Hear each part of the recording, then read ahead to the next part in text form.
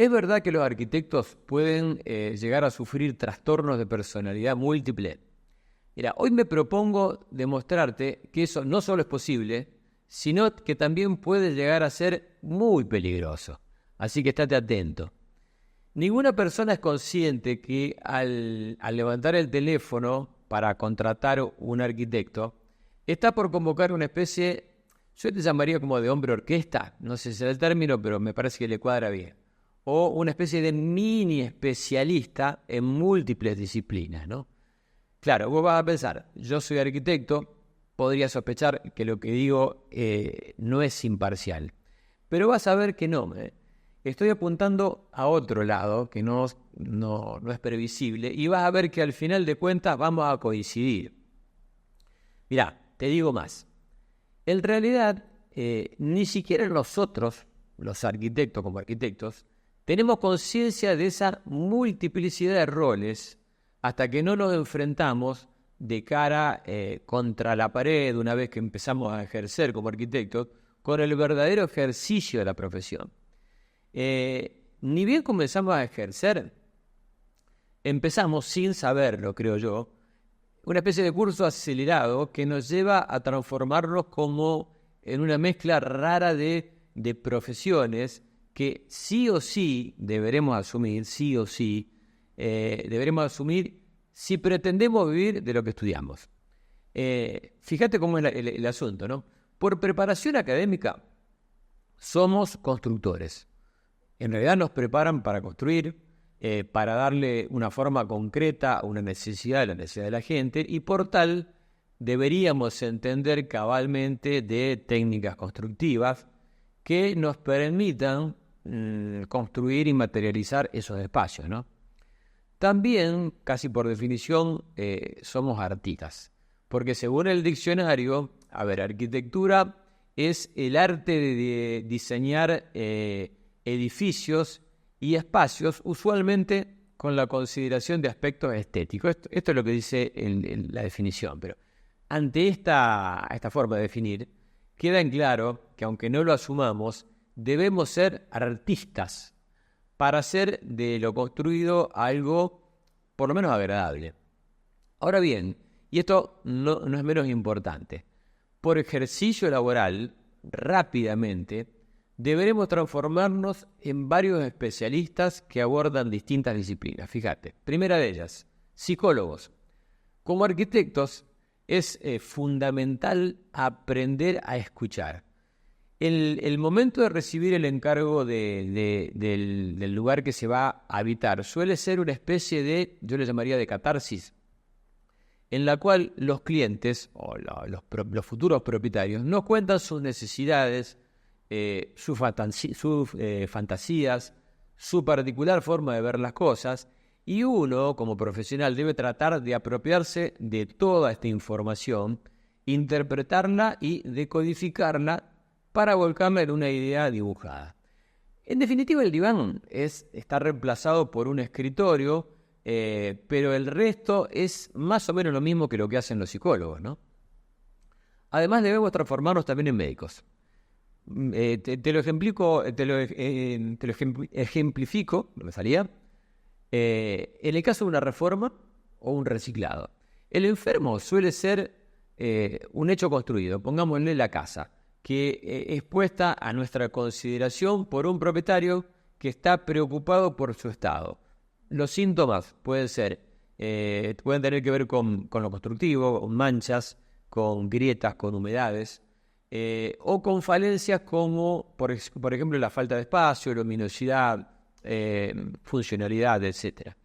Y la terapéutica, que propongamos como profesionales, dependerá mayormente de un acertado diagnóstico también. Palabras más, palabras menos, deberemos ser médicos. Además, también deberemos transformarnos en contadores. Llevar adelante una obra con relativo éxito es también saber balancear finamente variables, no solo constructivas, sino fundamentalmente económicas también. La idea más brillante, que no cuenta con recursos económicos para ser llevada a cabo, pierde todo su brillo y va a terminar opacando cualquier ilusión, la de los dueños o hasta del mismo arquitecto. En este caso el arquitecto debería ser algo así como nuestro guía financiero, que en base a nuestra realidad económica con la que uno se mueve pueda guiarnos a soluciones posibles. Soluciones posibles, esto es importante. Lo demás serán solo, en definitiva, castillos en el aire, y lo que no se puede construir es solamente un sueño. En algún momento también deberemos transformarnos, ¿por qué no?, en jueces. No siempre los pedidos vienen consensuados. En ocasiones uno termina transformándose involuntariamente, digo yo, en un árbitro, en una disputa familiar en la que no se ponen, que nos ponen en papel de jueces, dirimiendo muchas veces cuestiones sobre las que no se ha alcanzado mucho acuerdo. Uno, ¿cuántas veces tiene que escuchar? Explícale vos a este que lo que quiero hacer es una barbaridad, que lo que quiere hacer es una barbaridad. Y uno trata no solo de encontrar la mejor solución, sino también las palabras adecuadas para, en definitiva, no herir ninguna susceptibilidad. También debemos transformarnos en sacerdotes. Mira, yo digo que el momento de elegir colores suele ser uno de los más ingratos de la profesión, por lo menos yo lo he vivido así. Los propietarios esperan ansiosos que el sacerdote, en este caso el arquitecto, eleve su mano al cielo y por obra y gracia del Espíritu Santo, vaya a saber quién, ponga claridad sobre ese oscuro momento y elija el color divino que conforme a todo el mundo, sin tomar conciencia que ese color lamentablemente todavía no fue inventado. También debemos transformarnos en directores de orquesta. ¿Por qué dirás? Bueno, la obra en construcción suele ser un concierto de voluntades puestas a interpretar lo que mejor saben hacer, en pos de lograr que esa sinfonía que es la obra suene como una melodía agradable. Dicho, más allá de juego de palabras, dicho en otras palabras, allí van a convivir, en definitiva, albañiles, pintores, yeseros, electricistas, plomeros, cloaquistas, techadores y además obreros afines, cuyo trabajo es dirigido por un arquitecto que en todo momento deberá asegurarse no solo que cada uno esté en el lugar indicado y en el momento preciso, sino que además hagan bien su trabajo. Cosa que, acoto yo, que ojalá se considera tan fácilmente como agitando una batuta en el aire. También debemos ser en algún momento bomberos. Dirás, ¿por qué? Mirá, el reparto que anteriormente te mencionaba es a la larga un conjunto de seres humanos, obviamente con sus historias personales y sus días especiales. Y básicamente que están compuestos de materia combustible que está a punto de arder ante el menor roce. Si a eso le agregamos un dueño de casa, un propietario, que al final de la obra ya tiene poca plata y pocas pulgas, ¿para qué negarlo? No es extraño que uno como arquitecto deba moverse como un verdadero bombero para evitar que salten las chispas, o peor aún, te diría, para apagar las primeras llamas antes que el incendio nos lleve puesto a todos. También en algún momento podemos llegar a ser adivinos. Mira, hagamos un ejemplo. Cambiemos la línea de la mano por grietas y la borra del café, digo yo, por las manchas de humedad. Se supone que solamente con un vistazo estamos en condiciones de afirmar por qué se produjeron esas manchas, o sea, pasado, qué hacer para solucionarlas, presente, y qué camino seguir para que no vuelvan a aparecer, lo cual estamos hablando del futuro. Todo esto sin una bola de cristal y al costo de una consulta que difícilmente en la mayoría de los casos nos vayan a pagar. También solemos ser en algún momento magos, o hay que aprender a hacerlo. Hay ciertos encargos de arquitectura que nos ponen en un papel muy emparentado con la magia, digo yo. Sobre todo cuando hay que hacer encajar un conjunto de necesidades de este tamaño en un lote mucho más chico y con un presupuesto aún más pequeño. Solo admitiendo la posibilidad remota de que seamos magos, esos proyectos pueden llegar a transformarse en realidad.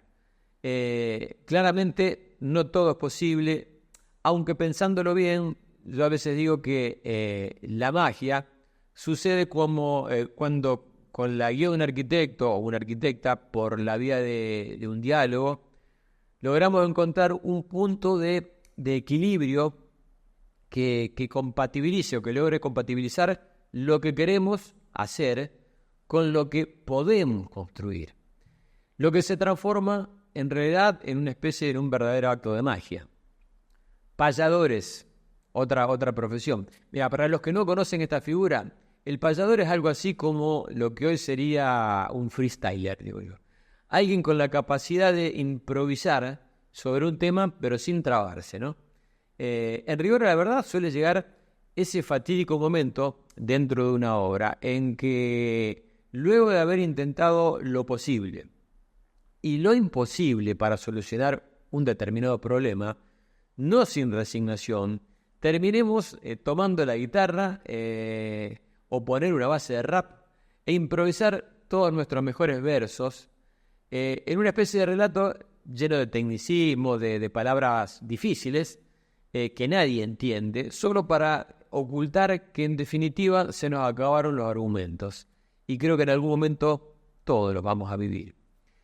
Llegar a incorporar esta verdadera ensalada de especialidades es un proceso en el cual uno invierte, la verdad, que buena parte de su tiempo productivo. En principio, varios años de carrera universitaria, para empezar recién ahí a entender esto de proyectar y de construir.